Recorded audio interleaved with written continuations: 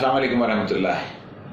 आज मैं आपको माजी के झरोकों में ले जाना चाहता हूँ और एक ऐसी नज़म जिसकी बहुत ज़्यादा मुझे फरमाइश आती है और लोग कहते हैं कि इसे लिख के दे दें, जैसे किसी तौर पर आप पढ़ के सुना दें या कुछ करें।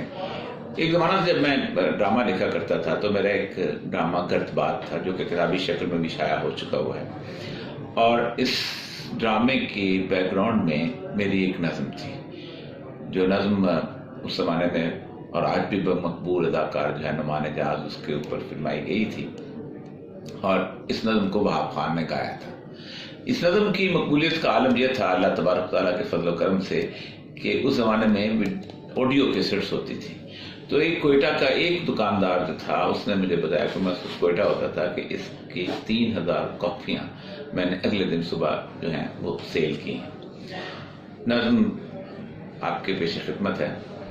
हम कोई जग से निराले तो नहीं हैं लोगों, हम भी उस वक्त में जीते हैं जहां तितलियां ख्वाब हैं और फूल बुरीदा सर हैं। शहर हमको भी मुकद्दर में मिला है जिसमें धड़कने गुंग हैं और शोर से हू का आलम।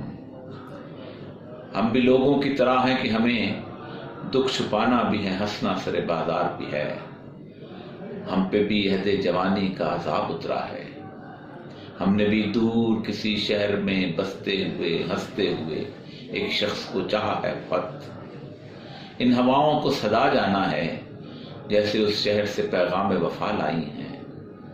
धड़कने आँख का आंसू तो नहीं है लेकिन हमने गिन गिन के गवाई हैं किसी शख्स के नाम। हाँ, निराले ही तो हैं, हमने इस गम को गमे जांसा बना रखा है। उम्र जिसमें न कोई आस न आंसू न हंसी, हमने इस उम्र को अफसाना बना रखा है। खुश रहिए, आबाद रहिए।